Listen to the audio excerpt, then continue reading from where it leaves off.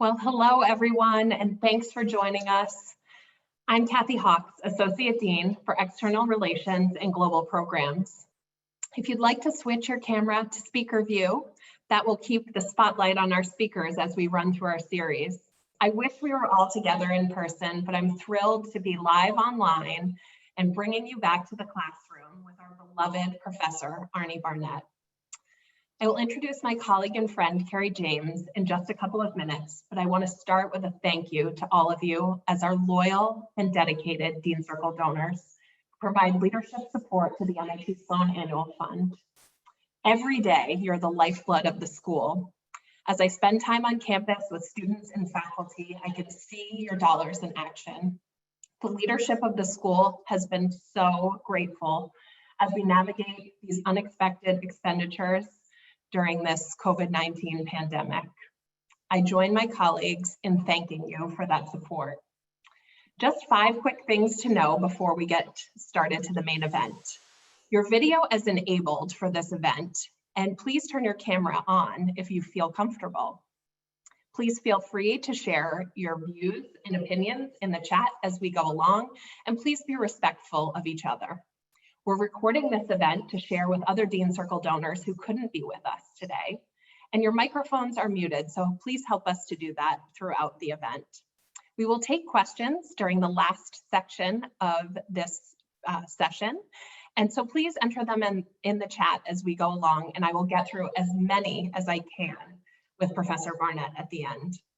At this time, I would like to turn the floor over to Carrie James, who has 2 degrees from MIT, who has served on many boards across the Institute and has most recently joined the Americas Executive Board at the MIT Sloan School. Over to you, Carrie. Thanks so much, Kathy. It's great to be here with all of you today. As Kathy said, I am a graduate of the undergrad program in 1995, as well as a graduate from the MBA school in 2001. And I'm a member of the MIT Sloan Americas Executive Board. So I see on the list of chat participants that so many of you Dean Circle donors are people, friends, and colleagues that I've worked with on the alumni board, and it's great to see you all. I am honored to be here to introduce Professor Barnett today. As a 10-year Dean Circle member, I'm excited that this is a quite special event that we're having for members like us. So to have the opportunity to introduce Professor Barnett, as many of you know, his research his specialty is in applied mathematics and modeling with a particular area of focus around health and safety. I actually took a seminar with Professor Barnett on airline safety and more in terms of accidents. And as a person who normally travels the world like 45 to 50 times a year, that was a very interesting and helpful seminar for me. More relevant to current times, he's focused on his research on airplane travel safety and really during the pandemic, as well as interpretations and reliance on election polls, which he's going to hear more about today. He's going to make a few predictions, as he says, at the end of this. Professor Barnett's scholarly research on mathematical modeling has brought his work before US presidents and numerous media outlets throughout the years. He's an alumnus of MIT, having received his PhD in mathematics in 1973 and has been teaching here for over 50 years. So yes, Professor Barnett was teaching here my first time through MIT and the second time as well. He has many, many accolades I could list, but I don't want to take up too much time doing that. So, and I know we're all eager to hear from Professor Barnett and his predictions and perspectives on the upcoming election. So I will turn it over to Professor Barnett to begin.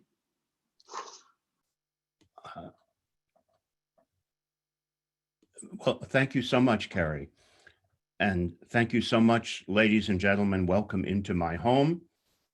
For many of you, I should say thank you for allowing me to enter your homes.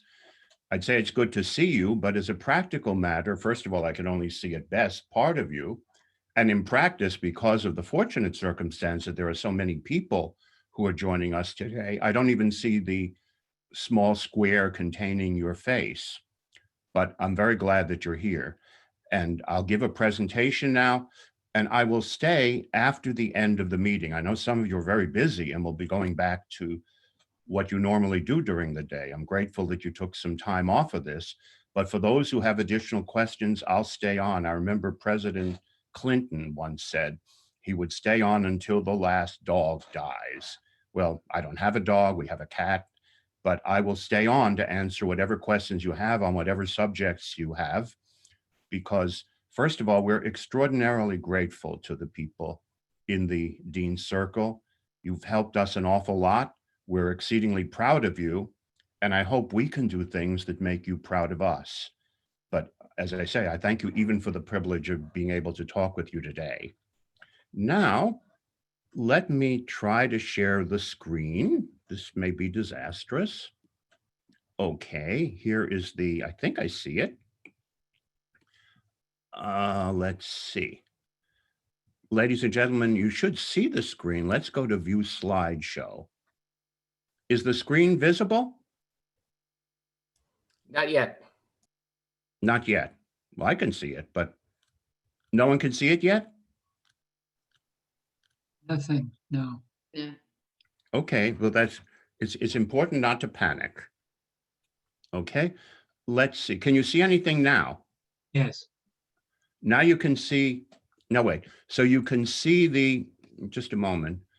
I suddenly see something that says Zoom foam is expanding your reach, but that's not what I'm trying to achieve now. Just a second. This is let's see. What's going on here? Okay, remain calm. Let me try. This will stop. Oh, someone else is screen sharing, it says. Okay. Do you want, this will stop someone else's screen sharing. Okay, maybe that's it. Maybe someone was sharing a screen. Now, let's try again. How are we doing? Okay, now we'll try to share the presentation as a slideshow. Now, how are we doing? Fantastic. Okay, fine. So obviously the presidential election is only a week away and it's on all of our minds.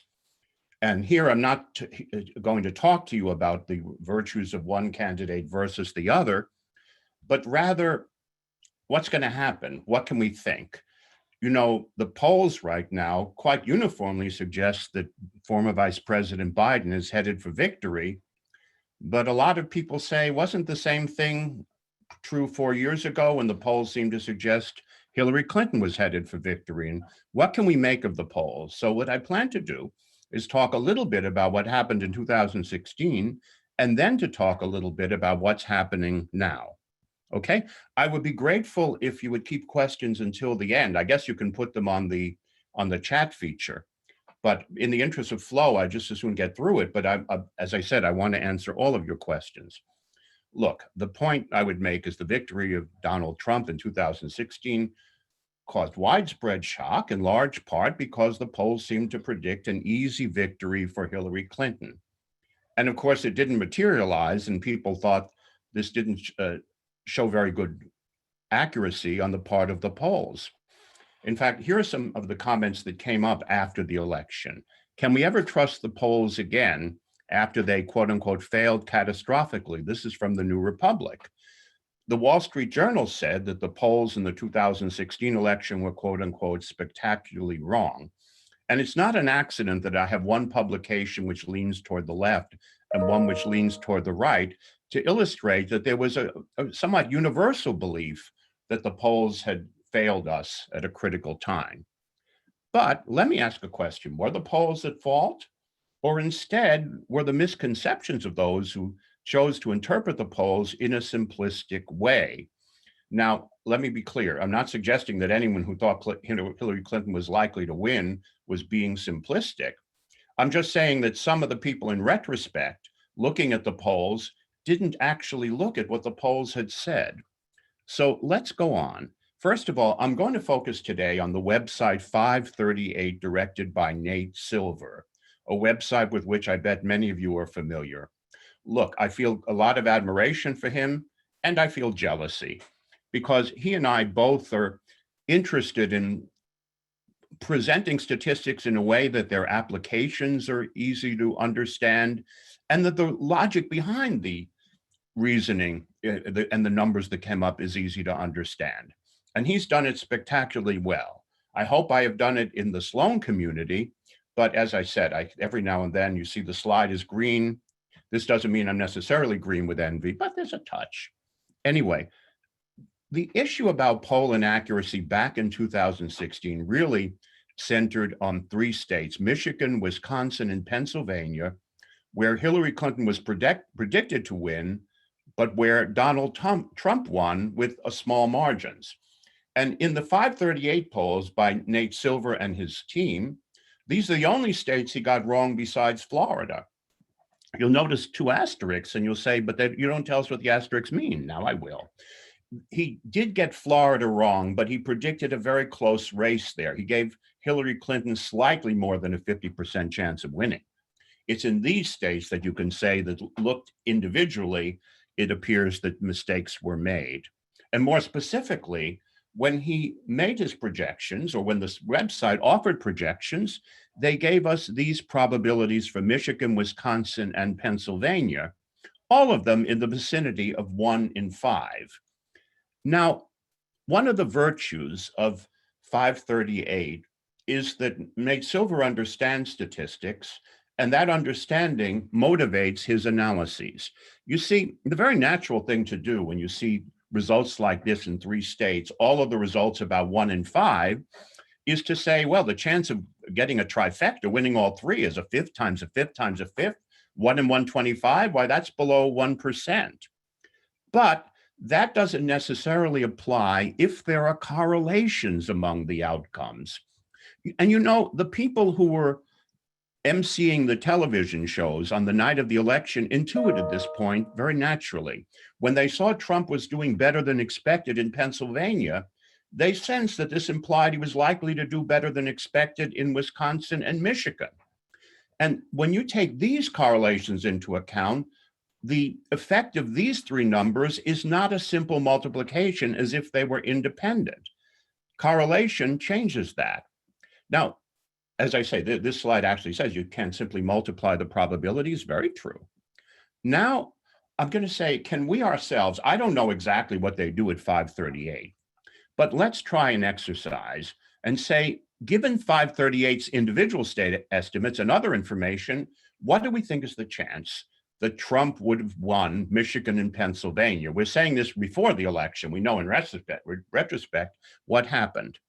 And now I'm going to introduce, ladies and gentlemen, linear equations. And you may remember the linear equations you saw. Some of you were saying, oh yes, I was precocious in nursery school. We did linear equations before we started calculus.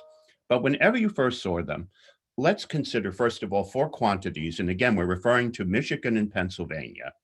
And let's suppose in advance, PTT is the probability Trump would win both, PCC that Clinton would win both, PTC, Trump, Michigan, Clinton, Pennsylvania, PCT, Trump, Pennsylvania, Clinton, Michigan.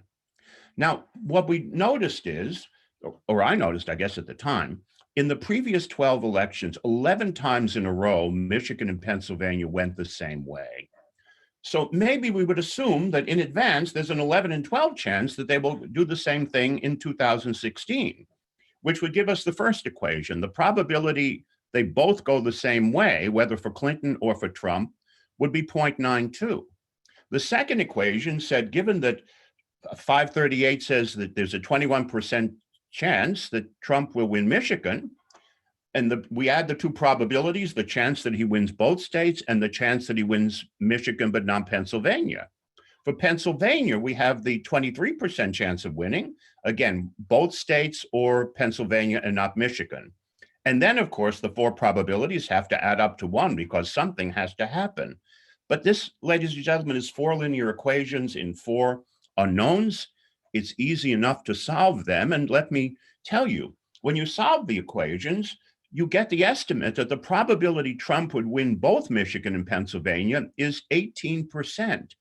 In other words, it's so correlated that the chance of winning both is essentially the chance of winning one of them, because it's either all or nothing. The chance of winning 1 out of 2 is not great because it's all or nothing. But then, of course, you might say, but Barnett, what about the 3 states? Well, the next step in this process was to say, when Michigan and Pennsylvania agreed in the prior 12 elections, Wisconsin went the same way as the other 2, 10 out of 11. So the chance of making it a trifecta would be the chance of actually winning, the first two states, coupled with a chance based on that circumstance of winning the third, and the overall chance of winning all three would be about 0.166, just about 1 in 6. In other words, multiplying 1/5 times a fifth times a fifth to get 1 in 125 enormously understates the chance he will win all three.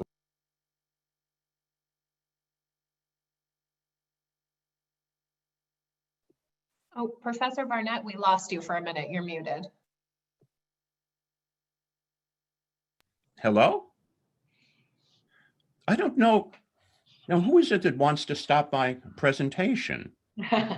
I say, why do I see Rudy Giuliani in the distance? But anyway, ladies and gentlemen, you could do the calculation several ways. We started with Michigan and Pennsylvania and added on Wisconsin. You could have started with Wisconsin and Michigan and then added Pennsylvania.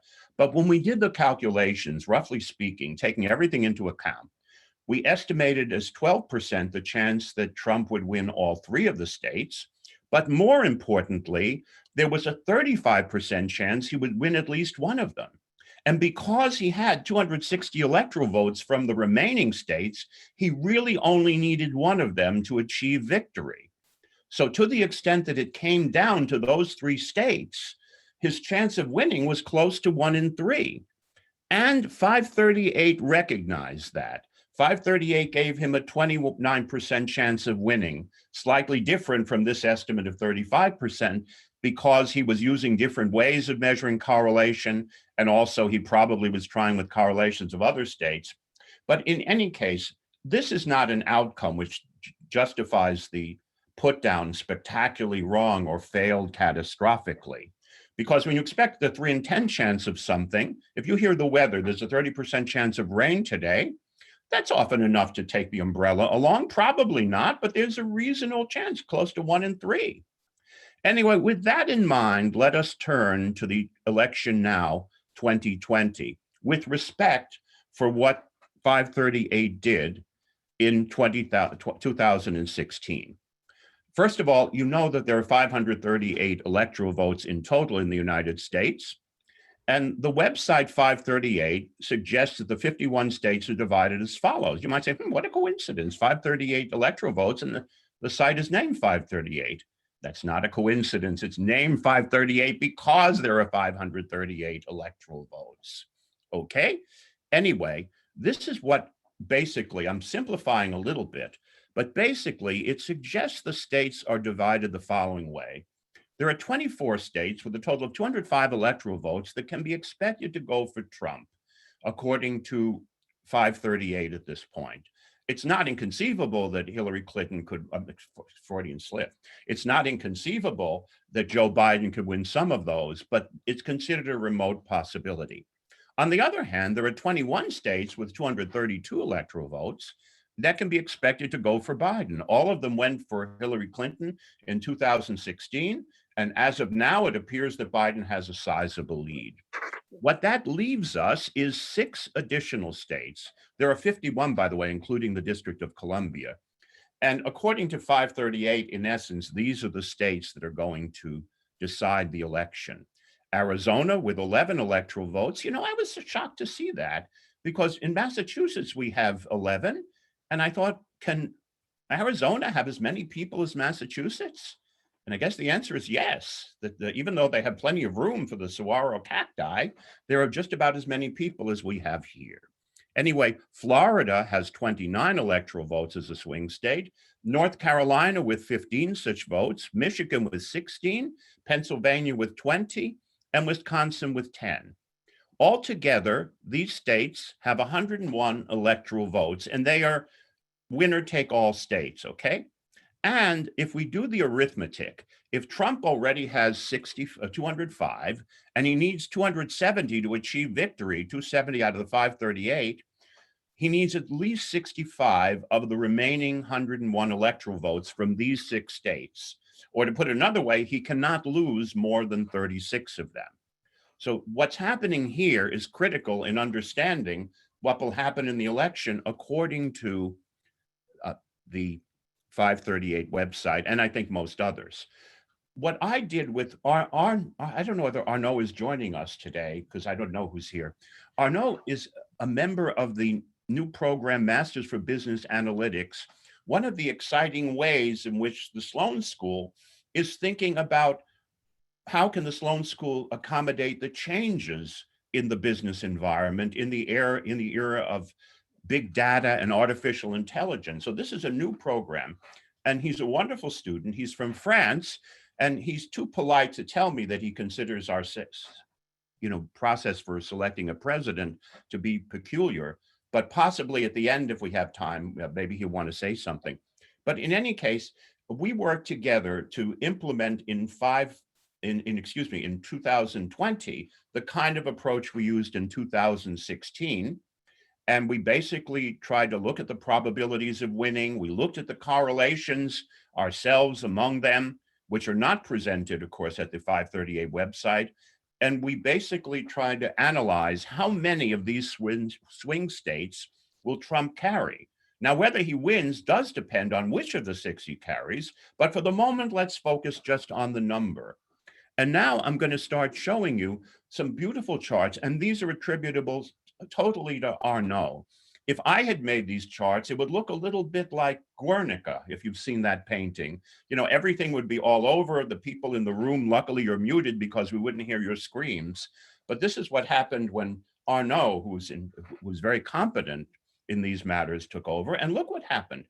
Going back to June, it was projected that Trump was very likely to win either 0 or 2 of the states, with some possibility of winning 3, 4, or 5.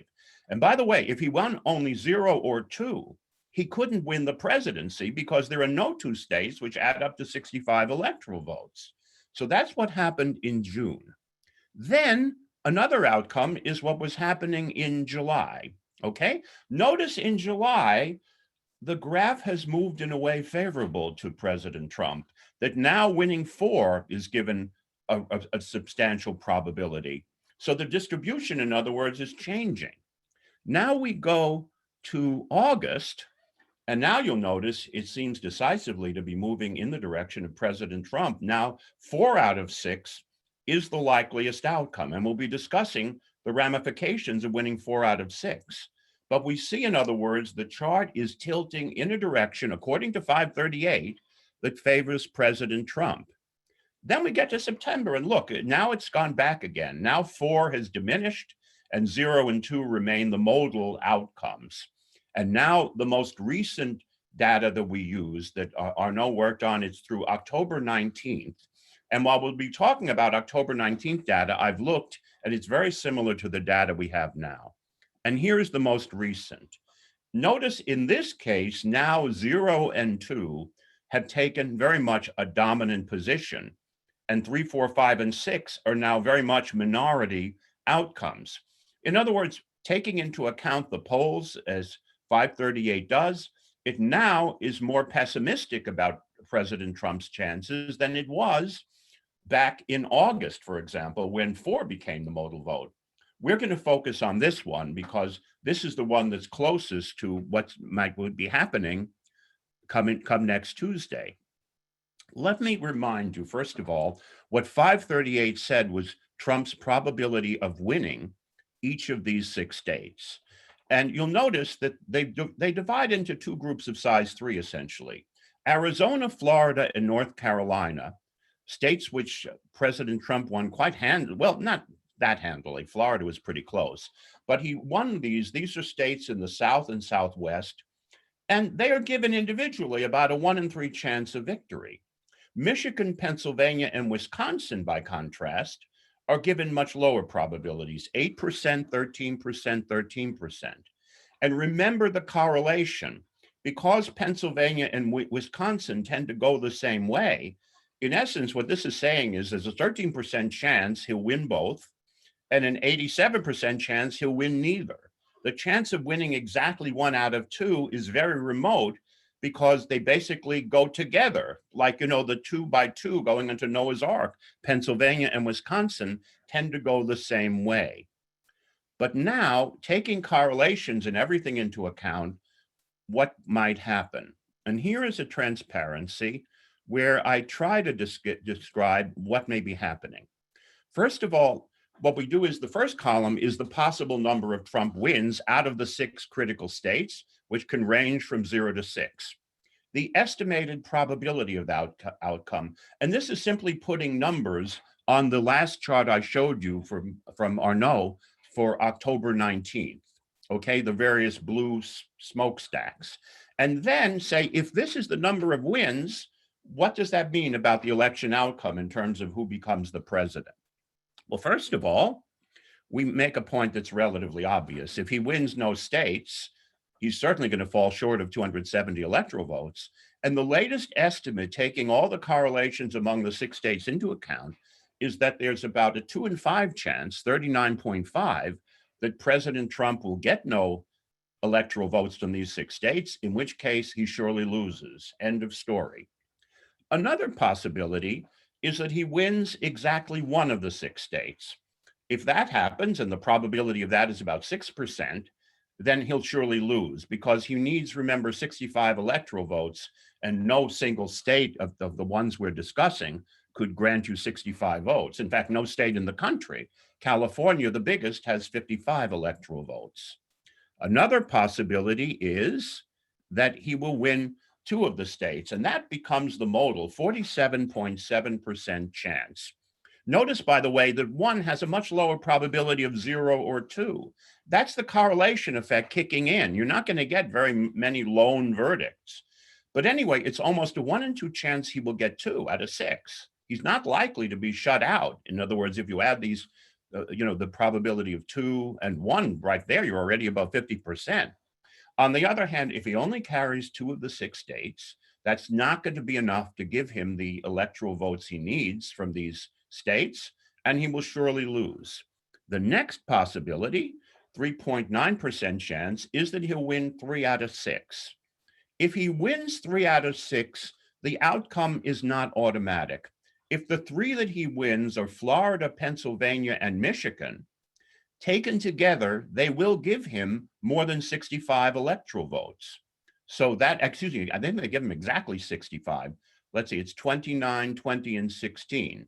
But that will be enough. So what you might say, well, what is the chance if it's 3 out of 6 that it will be Florida, Pennsylvania, and Michigan? People, you may remember a long time ago when you studied permutations, combinations. If we have 6 states, the number of subsets of size 3 that we can make is 20. Florida, Pennsylvania, and Michigan is one of them. Wisconsin, North Carolina, and Arizona is another. If you listed them all, there are 20 of them. And for 19 out of 20, President Trump would lose. Only this one would give him victory. So you might say, so is his chance 1 in 20? Well, not exactly, because it varies a little bit based on the probabilities assigned to the individual states.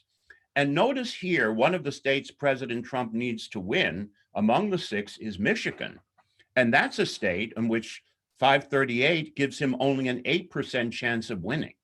So when we did the calculation, is not only a 1 in 20 chance that this would be the one that came up, but if all 20 possibilities are equally likely, it's even less than that. So instead of a 5% probability 1 in 10, it's something closer to 4%. So there's only about 4% is what, 1 in 25. So there's only about a 1 in 25 chance that he will have 3 victories. And if he has 3 victories, there's only something like a 1 in 25 chance that those will be the 3 victories that will push him over the top. Now, what if President Trump wins 4 states and the probability of that outcome is 1.7%?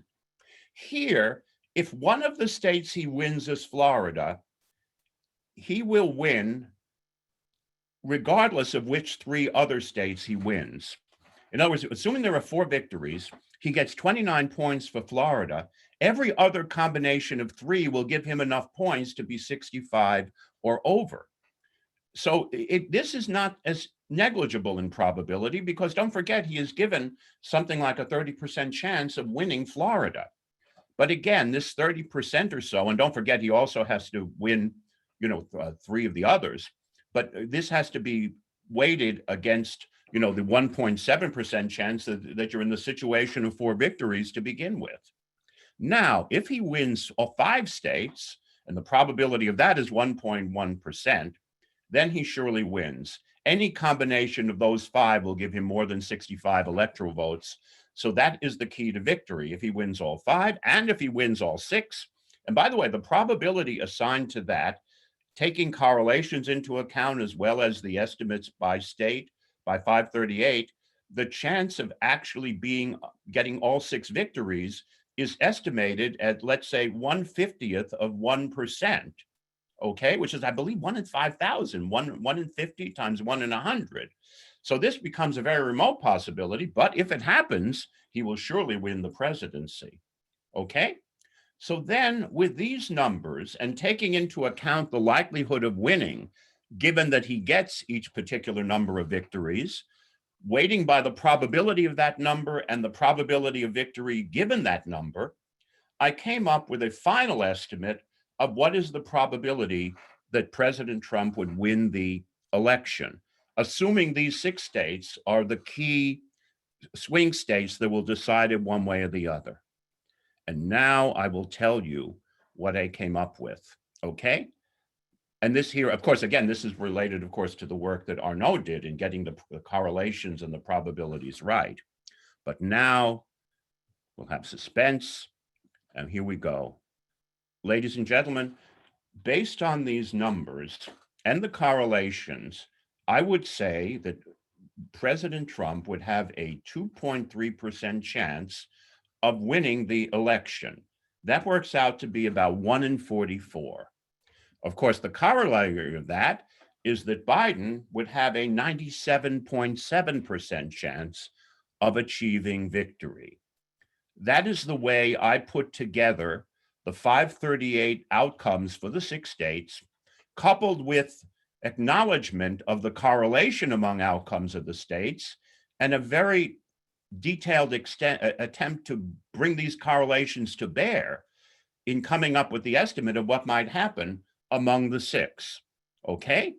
Now, this is the point where, being a responsible academic, I should talk about all the caveats of the analysis, but I'm thinking of, remember what I think it was Frank Sinatra sang in the song My Way, regrets, I've had a few, but then again, too few to mention.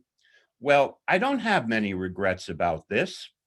And the reason I say that is, why might this analysis fail?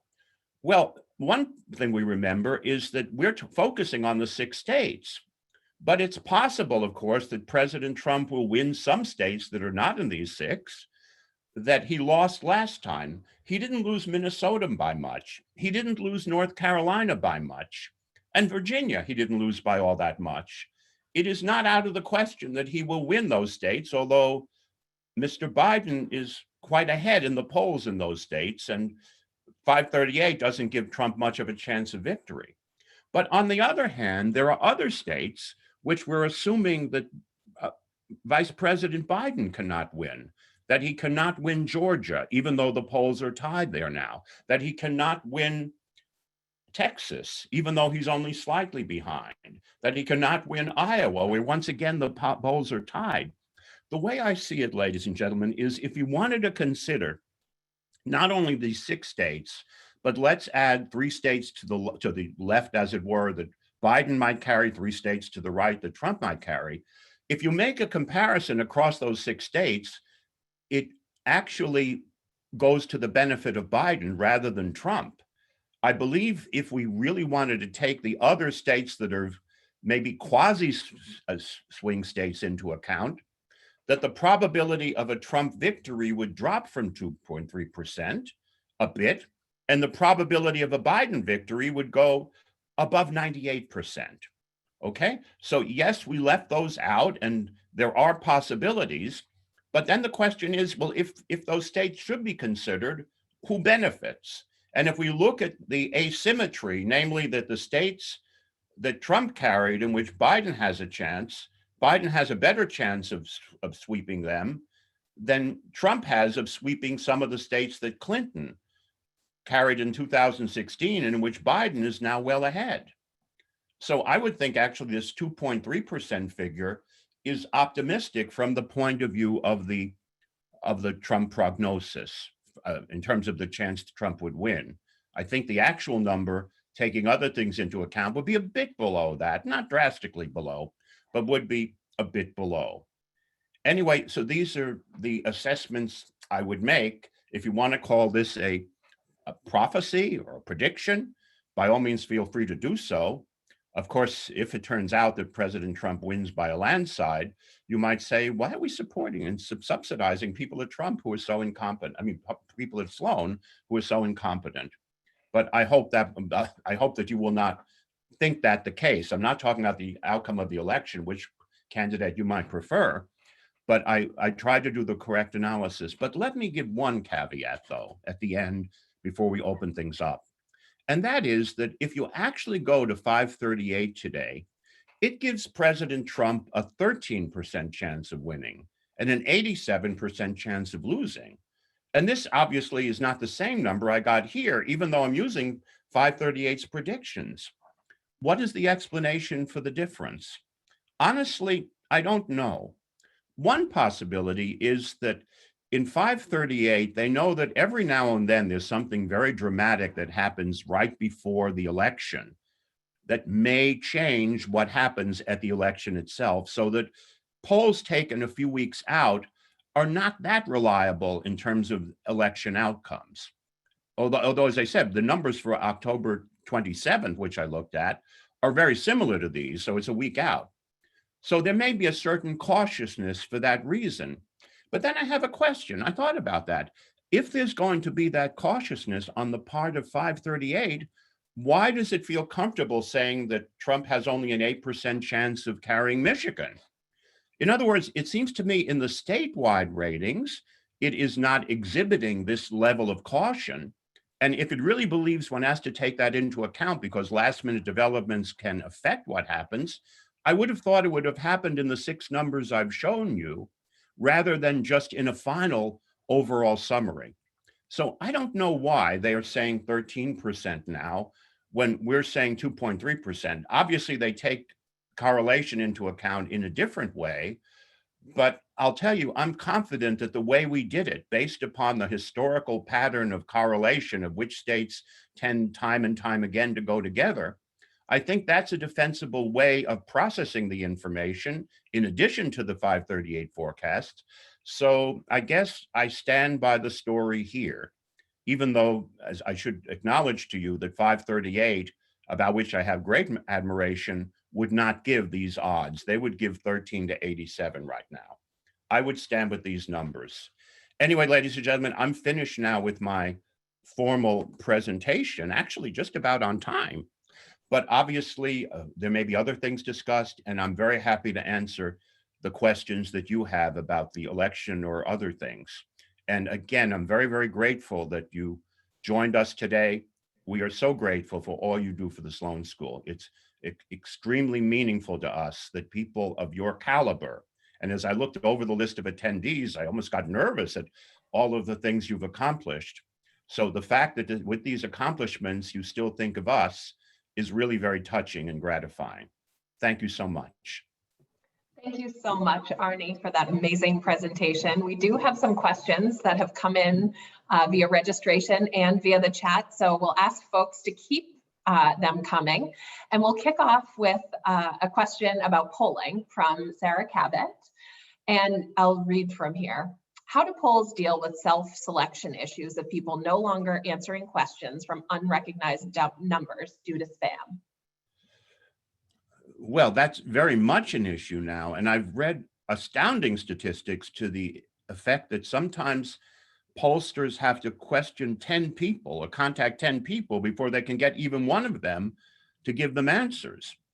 And they have all kinds of strategies for trying to deal with that. And the strategies vary from pollster to pollster. However, we can look at how well they do in the end. And the answer is they tend to do very, very well. You know, in the last election, for example, for the popular vote, they predicted that Hillary Clinton would win with between 2 and 3 percentage points in her margin in the popular vote, which was almost exactly what happened. And if you look at lots and lots of polls, that they do, as a group, tend to do well. And in particular, 538 looks at the individual polls and notices that some of them have a tilt. For example, one pollster, I think Rasmussen is one, that tends to be overly optimistic for Democratic and for Republican candidates. That if you look at what it predicts versus what happened, it tends to overstate the Republican share. There are other polls that tend to overstate the Democratic share. So they make adjustments to the individual results based upon this lean or this bias, as you will. And they look at many, many polls, let's say from a particular state, in coming up with their assessments, as well as the correlations across states, the way they take them into account. So I think the answer is it works out pretty well, even though there are all kinds of obstacles. There's talk about, for example, the shy Trump voter, that some people who are for Trump are hesitant to tell pollsters. I've read about that alleged phenomenon.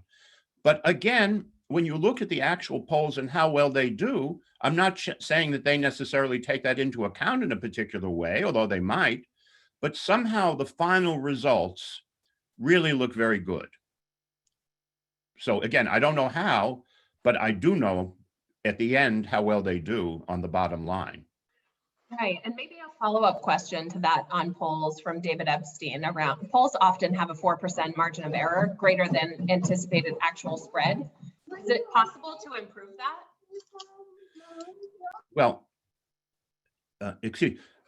the only real way to improve it would be to increase the sample size. Because, you know, in polling, even when those things go well, they might have, let's say, 1,500 people in a national poll. When there are something like 250 million American voters, that works out to something like one person question for every 160,000 in the electorate. In fact, it's amazing given that they can do so well in predicting what the entire electorate would do. The problem with reducing the margin of error is that accuracy varies not with the sample size, but with the square root of the sample size. That's one of the heartbreak hills of statistics. So if you wanted to go from, let's say, a margin of 4 to a margin of 2, you don't double the sample size, you have to quadruple it. And that is, of course, an awful lot of extra effort. There are some polls now that actually have very large sample sizes involved, maybe because, for example, they're doing them online in ways that increasing the sample size is not altogether that difficult. Although remember, you have to get a random sample. Just getting the people who are most likely to be on the internet may give you a biased sample. So the answer is, if they really wanted to cut the margins of error, what they would have to do is a lot more polling while retaining the level of accuracy. On the other hand, if you have an aggregator like 538, you know, for 4% here, 4% there, but if you in effect do a meta-analysis of all the polls, then your overall sample size was really very, very large. And your sampling margin of error is way below 4%. It might be only 1% in that when you do it that way. So in other words, they do quite well. And for the aggregators like 538 or in a less sophisticated way, Real Clear Politics, they are dealing with much bigger sample sizes and their theoretical margins of error are much smaller. Very helpful, thank you. So next up, how do you account for the so-called silent vote? Voters not openly affirming their alliance to a candidate, but yet staunch supporters. Well, I guess the best answer I should give is, I don't know. But the fact that this phenomenon is recognized may mean that it is taken into account in the polling numbers we see. If you believe, for example, and I'm just saying this very hypothetically, if you believe that, let's say, if you get a Trump voter, there's a 2% chance that the person will refuse to answer the poll. And you know that because you sort of estimate it based upon comparing what polls said with what actually happened, then it may be that what you do is when you get polling results for Trump, maybe you quietly multiply them by 1.02. In other words, a correction factor that's meant to consider what you believe is the effect of the silent voter. Now, of course, whether the correction factor is right is another question. But I believe there are attempts made to consider reasons that you can't just take what you get at face value. But again, the reason I think the polls deserve respect is that they do quite well. And when people say because of 2016, oh, you can't trust the polls, I think that's a wild overstatement, given that in many respects, the polls did quite well. In fact, the only states where even on the surface they did badly were Wisconsin, Pennsylvania, and Michigan in 2016. And if you're focusing on only 3 out of 48, you shouldn't judge a poll on its 3 worst predictions. That's a very biased scheme, et cetera, because even if they're doing very, very well altogether in their methodology, by chance alone, you're not going to do so well in some places. And if you seize upon those to, undermine the entire endeavor, you're being overly harsh. Thank you. We'll take a pivot now into a question about the popular vote. So how would a popular vote change fairness and outcomes in elections, or would it just change the campaign strategy? How about ranking? Well, that's actually 3 questions, as I understand it. First of all, the word fairness, that's something there could be a debate on how you define fairness, of course. And frankly, I'd rather not get into that issue now. I understand some people think that the absence of a popular vote for president is unfair because one person, one vote does not apply when some of the small states have disproportionate weight in the Electoral College. And I've actually, in conjunction with a colleague at Yale, proposed some modifications to the Electoral College that may actually appease those who don't want to see it go away, while also giving those who want a popular vote almost all of what they want. But that's a subject for another day. As far as the question of ranked voting, we have an initiative here in Massachusetts on the ballot, actually, for ranked voting. And this, of course, doesn't apply in an election with 2 candidates, really. If you have 2 major candidates, then, of course, the ranking is 1 and 2, obviously, because of the one you chose as your favorite. But it does have some advantages because if there are many candidates, it's possible that the one who gets the largest number of votes actually is only supported by a small fraction of the electorate, whereas the remainder of the electorate is divided among many other candidates. And the way ranked voting works, where candidates are successively eliminated because they are too few, the candidate with the lowest number of votes is eliminated, and her votes are reallocated among the remaining candidates, and so on, that can produce, in many instances, a final outcome that is much more palatable to the electorate at large. So I think there is merit. And I know in the debate they had here about ranked voting, some people said the main disadvantage was that it's very, very confusing to voters. And frankly, I don't think it's all that confusing when it says rank them from 1 to N, as many as you want. You don't have to rank people you hate, etc. So I think, frankly, if you think the voters are so confused about an issue like that, maybe the voters shouldn't have a say at all in the issues of state. So I myself am sympathetic. I did vote in favor of moving toward the ranked vote. And there was another part of the question, Kathy? It was about campaign strategy. Do you think that a change to the popular vote would change campaign strategy? Oh, I certainly think it could, because now, for example, in California, and I trust there are many people from California state I love very much on the Zoom today. California, neither candidate bothers to campaign in very much because it's considered pretty obvious who's going to win. But if a losing candidate increased the vote share from 42 to 44% in California, that 2-point gain in California is more consequential than a 2-point gain in 6 average size states.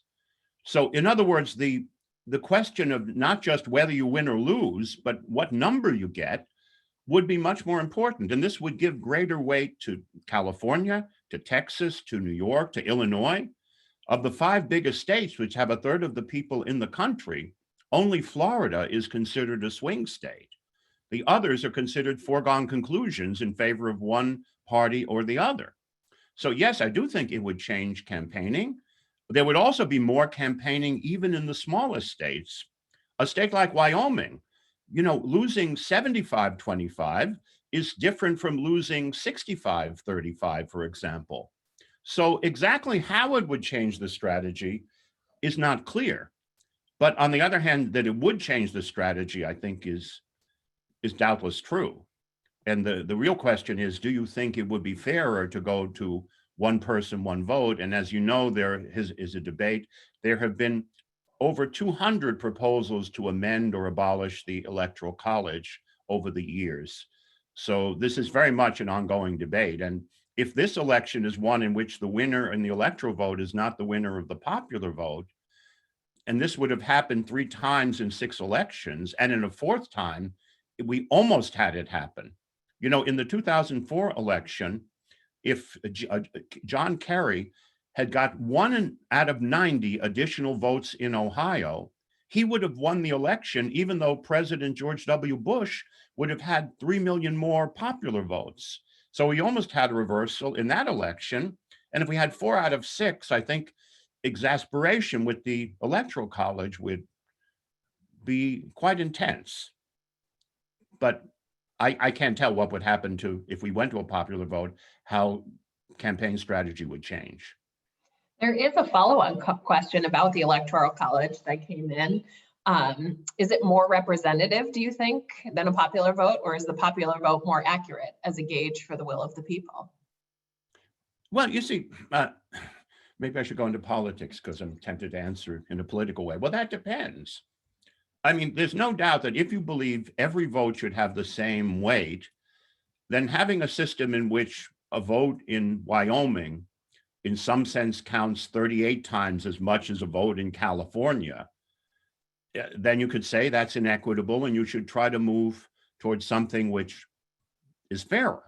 Okay, if you believe. On the other hand, people might say, if we did a popular vote, then the larger states, which already have a dominant role in the national politics, might arguably have a still more dominant role.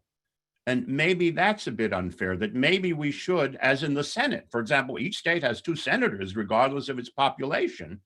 People might say that to get the diversity of voices that may lead to better decisions, maybe we should, in effect, give a little bit of a boost, let's say, to the farm states or whatnot. Again, I don't know whether that's a fairness argument as opposed to argument for better policy, but these are questions that, frankly, anyone in the room is just as capable of answering as I am. Some people might say with my answer, we're even more capable. You sounded like that, said something vacuous. Don't be so harsh.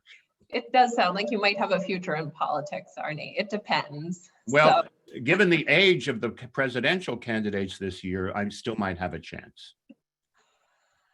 So one last question before we wrap up the formal session here is back to your stats and around, have you looked at the state-by-state polls to see whether other polling sources correlate with your findings or 538?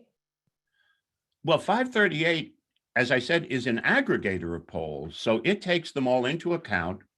It applies correction factors saying this is a Republican pollster, so the results will favor the Republicans. Let's adjust for that bias. And the same thing happens for Democratic pollsters and whatnot. So in that sense, the spread among individual polls in a given state is very much taken into account by 538. And we are obviously building on 538. So I haven't tried to go back to individual polls and in effect second guessed 538. As I say, I think they've done an extremely good job in terms of accuracy, and also just in making people more interested in statistics. You know, I was very surprised to learn recently that the most popular undergraduate major at the University of California at Berkeley is now statistics. And ladies and gentlemen, you have no idea what a staggering development that is. You know, it used to be if I was at a party, if you say you're a statistician, say, oops, I'm sorry, I have to meet my children now. But you just said you had no children. Well, I have one now, goodbye. That statistics, because of people like Nate Silver, strikes people as something interesting, something valuable to their lives, something that maybe they can understand. Governor Cuomo, I think, did a wonderful job as a statistical expositor in connection with the COVID-19 pandemic in New York.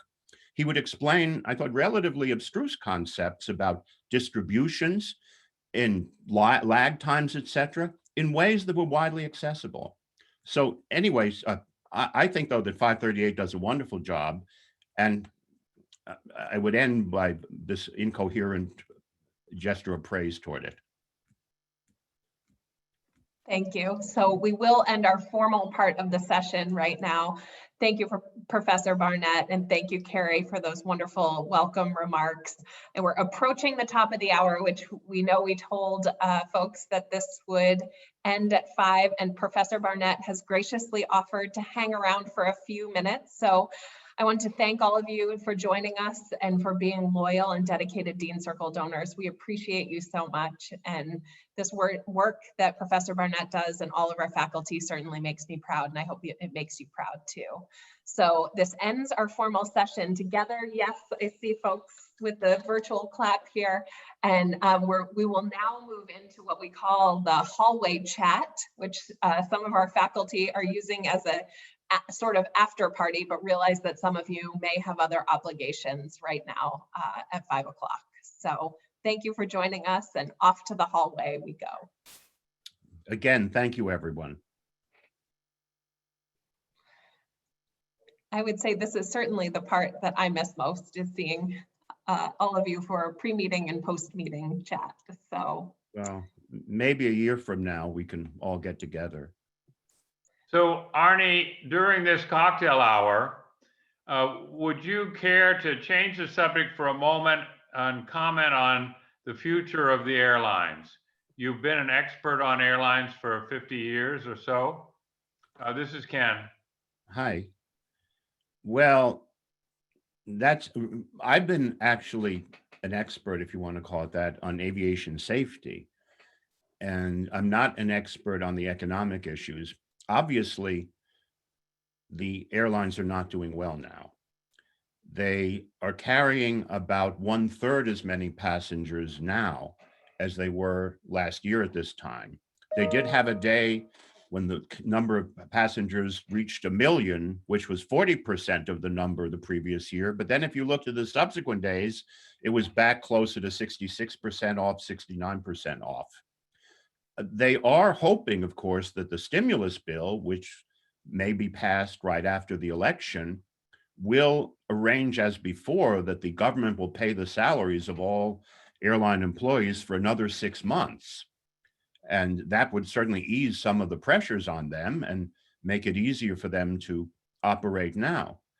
But I think the prognosis that people are making is it's going to take quite a few years before things come back to normal. And what exactly normal will be is not known. Of the people who are now meeting via Zoom, who realize that instead of having to schlep to the airport and fly to the meeting and then go home again after the meeting, that all they have to do is schlep upstairs to the attic, that some fraction of business travel will stay away forever. I think the belief is that after all is said and done, it won't be that big a fraction because people like to get together. You know the cliche, you can't fax a handshake. I think there's a feeling that you can't really see the people you're talking to on Zoom the same way you can the people in the same room. You get their facial gestures just a little bit better and understand whether you should change the way you're speaking because you're irritating them, things of that sort. As far as leisure travel, I think once the recession ends, and of course there is a recession, and some people think now because of the second wave of COVID, it might get worse.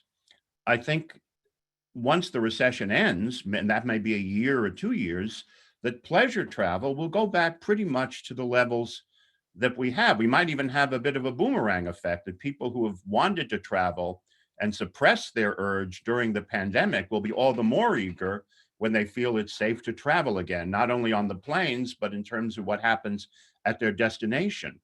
So in other words, in the long run, what I suspect, and I don't claim expertise, is that the airlines will survive and that they will eventually get back to where they were in 2019. But the short-term outlook is is very bad. As I said, if they get the extra support from the government, then, you know, they are taking steps to reduce their expenditures. I think on some airlines like Delta, a very large fraction of the workers have agreed either to unpaid leave or early retirement. So they are actually quietly reducing their workforces quite a bit in the short run. But still, they are losing money on a daily basis. And these are not good times for the airlines. There's not the slightest doubt of that. We did have one other question in the chat that didn't get answered, and I've heard from a couple of folks that they were hoping that I might ask it. It's from Frank Graves. I don't know if Frank is still on the call, but he was asking if you've looked at any of the estimates of who takes the Senate.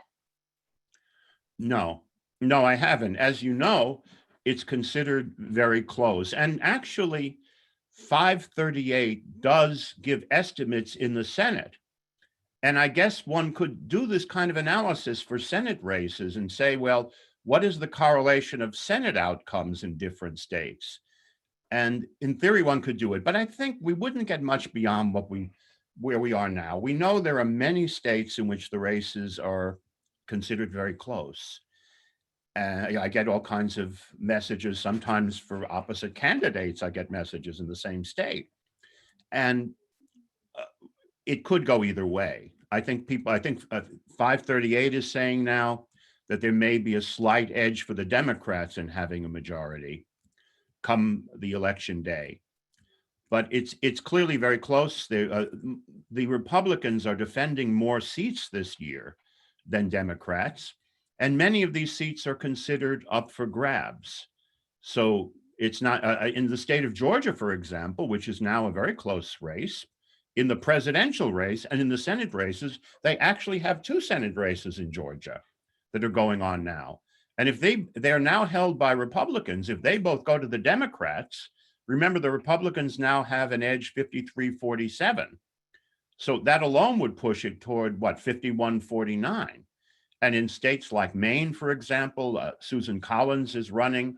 She's running against a popular state senator. And at the moment, the polls favor the senator against Susan Collins, but there are a lot of close races around in the country. In Iowa, for example, another close race. So I don't have anything very much to add. I do believe one could do analyses of, I guess, Senate races. I guess you could also try to do them for House races, although once you start talking about 435, I think the correlation matrix gets difficult even for someone like Arnaud, who can handle almost anything. Thank you. There was another question, just to pivot to Sloan for a minute, and what it's been like for you teaching remotely this semester. Well, I have been teaching remotely since March 11th. March 11th was the last day of in-class teaching. And I'll tell you, look, do I like it as much as teaching in a classroom? Of course not. From a pedagogical standpoint, I hate to admit it, but I think it might actually be better for my students for the following reason. I was very big on using the Blackboard. So for example, I might announce this is the problem I'm going to solve, and then I would go to the Blackboard to solve it. Well, now when I use slides, they see the problem in it written out. And you know, they say there are visual learners as well as oral learners. So the risk that a person won't even know what the problem is, and therefore will be baffled when I try to solve this problem, is reduced. And there are many things you can do, you know, these days with the, PowerPoint. For example, the use of the animations command. I can control the speed with which the various lines come up. Now, some of you will say, well, Barnett, you're 12 years behind the times. That is true. But the point is, so for example, if I want to go through a derivation, and these have to be short because people at all times have low attention spans, I do the first line, and then only then do I show the second line, etc. So I think in terms of conveying the content, I believe it works as well. Now, of course, we leave situations, a lot of times there are these spontaneous situations in the classroom that may actually lead to humor. And there are fewer of those, of course. I do call on people a lot more now because I can't tell how people think. You know, if I wonder whether or not people are understanding something, if I'm in the classroom and I look at the body language and someone is doing this, that's a suggestion that maybe I have not been clear. Well, now I can't really see the people as much. So what I do is I actually ask people questions. Of course, every now and then someone has, you know, supposedly has signed on, but doesn't have the camera on, is somewhere else smoking weed or whatnot. So when I call on the person, there's no one there. Okay, that happens too. Anyway, I guess that's a long-winded way of saying, I don't think pedagogically that things have gotten worse. Sorry? Hello? I'm sorry, I heard someone there. I don't think pedagogically things have gotten worse. The course evaluations are about the same as they have been. So I think sometimes people exaggerate how bad it is to take courses remotely. The difficulties may be much greater in courses in which there's lively discussion among the students, and that's inhibited in this format. But frankly, I don't want lively discussions about the central limit theorem. I want people to know what it is. Very good. So I think we have time for maybe one more question, if anyone would like to unmute and ask live. I will. David, go right Hi. ahead. Hi, Arnie. Yeah. So, Arnie, you gave a lecture, a Hillel lecture about the Electoral College and made a good case, not for abolishing the Electoral College, but for getting rid of winner take all, because it still makes the smaller states have representation. Yeah. What's the disadvantage of that? Like, who would be against that? Well, I would hope no one would be against it. What David is referring to is something that I proposed and investigated with my colleague Ed Kaplan at Yale, where the states would continue to have the same number of electoral votes that they have now, but the electoral votes will be divided between the two candidates in proportion to their popular vote. So if, for example, a state has 9 electoral votes and one candidate wins 2/3 of the popular vote there, that person would get 2/3 of 9, would get 6 electoral votes, and the person who lost would get 3. And this, of course, allows the smaller states to retain their current advantage. In fact, it increases their advantage because they vote more lopsidedly than other states, do. And for that reason, you see, in the system we proposed, what matters is not only the number of electoral votes you have, but the size of the margin of victory, if you will, in our mathematical formulation. And that would actually increase the clout of the smaller states, but it would also increase the clout of the biggest states, because now getting what share you get of California's 55 electoral votes is something consequential. So I thought there were many advantages to it. The disadvantage, though, is how are you going to get there? Which state is going to go first and announce we're going to divide our votes, you know, in proportion to the popular vote outcomes in our states? Now, Maine actually does that already. They have two of the 4 electoral votes go to the winner of the state. The state has 2 congressional districts. So the winner in each district gets that particular electoral vote assigned to the district. So you can have a 3-to-1 split in favor of one candidate, for example. But other states might think it's a kind of, you know, unilateral disarmament, that if a state like Florida, which is a swing state, which gets all this attention, suddenly goes to a scheme like this, dividing based on the popular vote, well, given that the elections in Florida are extremely close, basically, Florida would be abstaining because it would be giving an equal amount to both candidates. So there's no doubt that whenever you come up with a proposal like this, there are losers as well as winners. And also, what works in favor of the present arrangements is inertia. I mean, once you have a system in place, changing it is not that easy. And the change that people want, when you hear people demanding it, is to a popular vote. They don't want anything in between. It's sort of all or nothing. And that's the kind of debate we have. The people who want a popular vote believe that in time they will prevail.